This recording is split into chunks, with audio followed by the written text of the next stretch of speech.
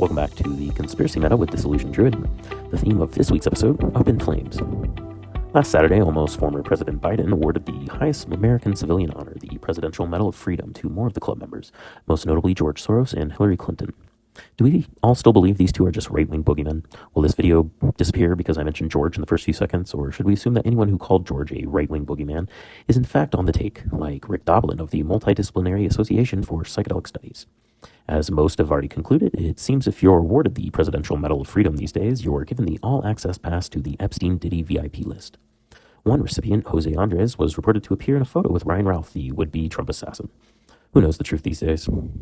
Speaking of BlackRock Fort Bragg visitors, Matthew Livelsberger, the man who allegedly blew up the Cybertruck in front of Trump Hotel, was supposedly in a military reality TV show, further adding to the long casting list of MKUltra victims making the headlines. When an individual reaches this point of strange coincidences, you can be sure they are either a victim of MKUltra or just a crisis actor in a magic show. On Tuesday, the Las Vegas police released a statement claiming Livelsberger used generative AI to assist in the planning of the Cybertruck plot. You can bet now that AI is involved, the whole conversation is about to be hijacked and refocused. January 6th packed a punch this year with Kamala Harris's hands tied like Andromeda as she certifies her opponent's victory. All eyes watching to see if the left would dare to obstruct the election. The rumor mill in Washington confirmed that a shocking 100% of Trump's cabinet picks will be confirmed, including RFK. As a snowball fight broke out in D.C., a winter storm worked its way down from the north, engulfing the mid-Atlantic. Canada, however, is seeing sunnier days after Trudeau announced his resignation Monday. Canada has fought a grueling 9 years of socialism, and it seems Trudeau's unwavering inability to negotiate with Trump led to an evaporation of his support. But is there finally a light at the end of the tunnel for folks in Alberta and Saskatchewan trying to wrestle the grasp of Canada away from Trudeau's Liberal Party, bleeding the country dry? Stay tuned.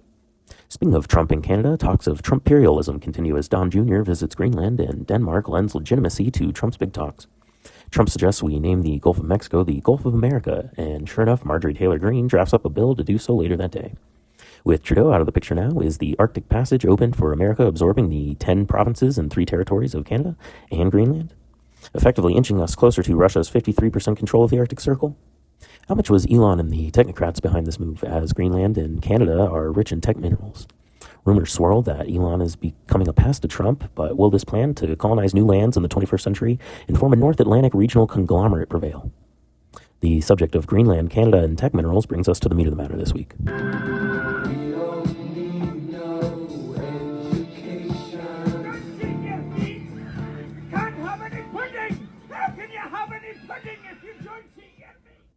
What do you think is the most important mineral in the world? Uranium? Copper? Gold? What if I told you it was phosphorus?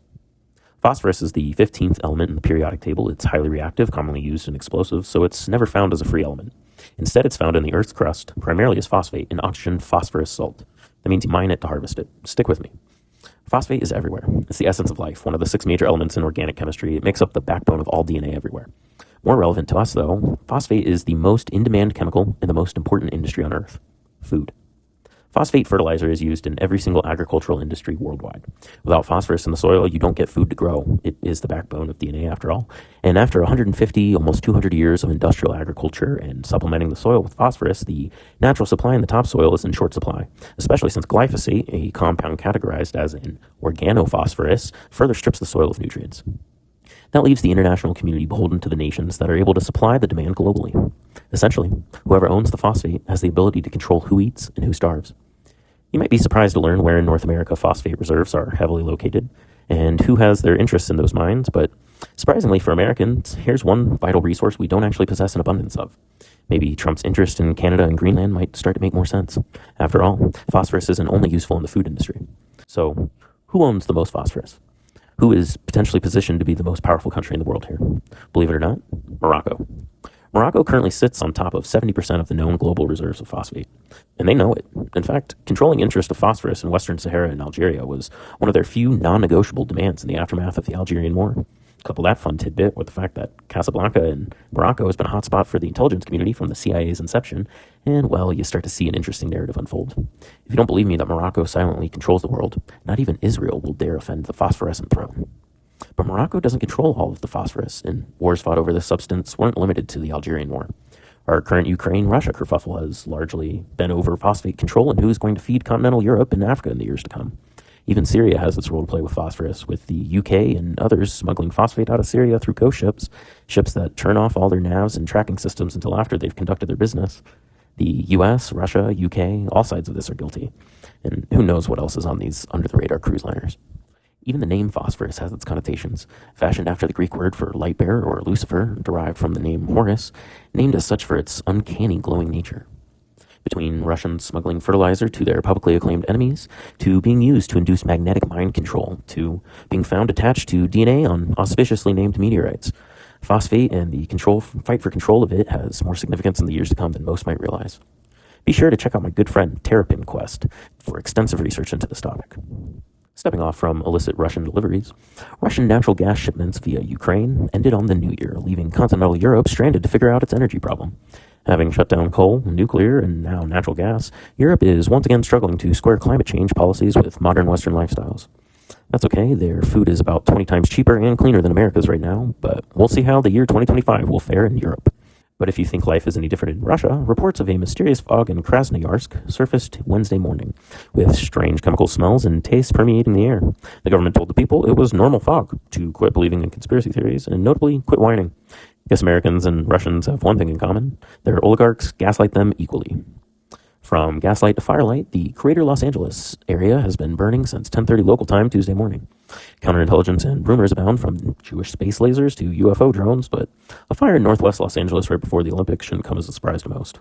Is this an effort to clean up town before the big games, as New Orleans seems to be doing the same before its big game?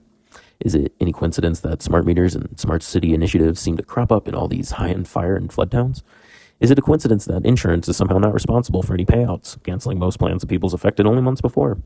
Appalachia and Maui have seen almost no recovery or outside aid besides what it took to get their lives semi-functional again. How long will it take to turn a Los Angeles town into something new and profitable? Follow the money, I guess. Speaking of money in Hollywood, Aubrey Plaza's husband died of the old selfie under suspicious circumstances, bringing her Parks and Rec character of Janet Snakehole to life. Hollywood, the Nordic tree, the tower that climbs to the heavens. Who knows what mysteries lie now with the death of Jeff Bana and, well, all these burned down Hollywood homes, but I don't trust anybody attached to Allison Jones, nor do I trust whoever replaced Alex Jones.